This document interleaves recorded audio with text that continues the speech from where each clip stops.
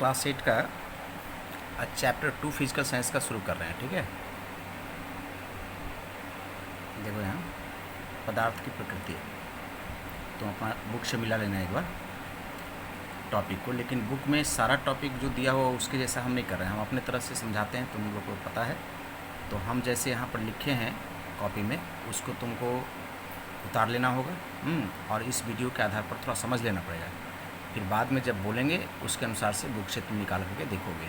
ठीक है, और इसमें देखो जैसे है पदार्थ की प्रकृति में पदार्थ के बारे में परिभाषा दी है हमें यहाँ कि जो स्थान घेरता है, जिसका आकार और आयतन होता है, वो सब पदार्थ कहा जाता है। अलग से पेज पर लिख लोगे।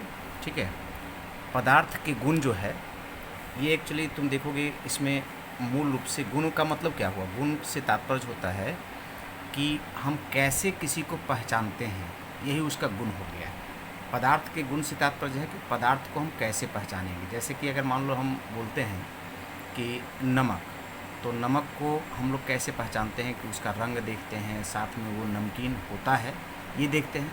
तो यही उसका गुण हो गया एक तरह से। ठीक है, ये गुण जो होता है किसी पदार्थ का मूल रूप से दो प्रकार का होता है। देखो, एक को साधारण गुण बोलते हैं और दूसरे को विशिष्ट गुण बोलते हैं। एक बात यहाँ और बता दें कि जैसे यहाँ जो गुण शब्द का प्रयोग चैप्टर में कार्य करके किया है, कार्य शब्द का प्रयोग नहीं हुआ है यहाँ गुण शब्द का प्रयोग होगा। चैप्टर में और भी कुछ गलतियाँ किया है हिंदी किताब माने हिंदी लिखने में, तो वो हम थोड़ा और समझा देंगे आगे। तो ये हो गया साधारण गुण और विशिष्ट गुण। ये साधारण गुण से क्या तात्पर्य है, जैसे कि देखो साधारण गुण का मतलब हुआ कि जिससे हमको ये पता नहीं चले कि कौन सा पदार्थ है, सिर्फ पदार्थ है ये पता चले। जैसे तुम सोचो, अगर हम बोलते हैं कि कोई वस्तु का वज़न करते हैं, तो वज़न करने से वो होता है 5 केजी मान लो, तो इसका मतलब ये थोड़ी पता चलेगा कि वो कौन सा पदार्थ है। हाँ, जब हम पहचानेंगे कोई दूसरा गुण से, जैसे उसका और स्वाद से, रंग से, गंध से, तब समझ में आएगा कि वो कौन सा और पदार्थ है। तो वो जो दूसरे प्रकार का जो गुण है जिसके आधार पर एकदम क्लियर पता चल जाता है कि वो पदार्थ है क्या, तब उसको हम लोग कहते हैं विशिष्ट गुण। क्या कहते हैं? विशिष्ट गुण। और ये विशिष्ट गुण दो प्रकार का होता है। ठीक है, एक देखो यहाँ भौतिक गुण है और दूसरा रासायनिक गुण। जैसे जैसे दिखाते जा रहे हैं वैसे पेज भी तुम लोग को एक इसमें अपलोड कर देंगे व्हाट्सएप में। ठीक है, उससे तुम उतारोगे और इस वीडियो से इस बात को जैसे जैसे समझा रहे हैं वैसे मिला लोगे। ठीक है, और अब देखो जैसे इसमें है कि साधारण गुण से तो क्लियर हो गया कि जैसे साधारण गुण मतलब सिंपल, जैसे हम अगर किसी का मात्रा बताते हैं, किसी का भार बताते हैं, किसी का आयतन बताते हैं, तो ये उसका साधारण गुण कहलाएगा।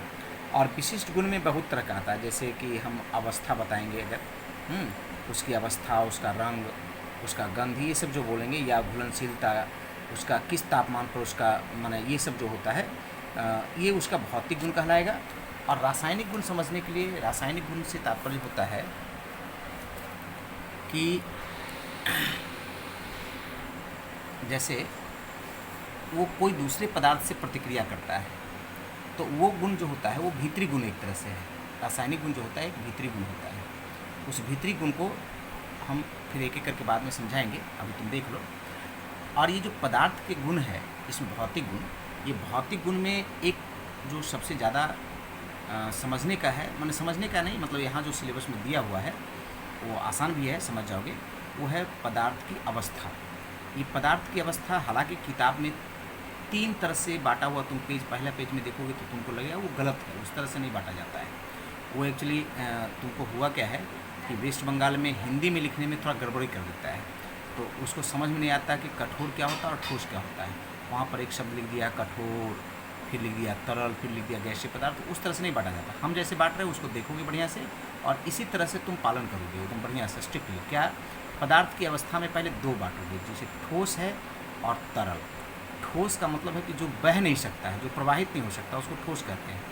और जो बह सकता है या प्रवाहित हो सकता है उसको हम लोग तरल कहते हैं। बहने वाला में 2 तरह का है, देखो, एक लिक्विड होता है और एक गैसीय पदार्थ होता है, जैसे कि पानी और जैसे हवा, ये। तो इस तरह से यहाँ ठोस पदार्थ के बारे में थोड़ा और जानेंगे। ठोस पदार्थ क्या होता है? तो ठोस पदार्थ का मतलब है कि जिसमें पदार्थ के जो कण हैं, जिसको कि अणु के रूप में तुम जानते हो, वो एकदम आपस में सटे सटे होते हैं, एकदम नज़दीक नज़दीक होते हैं।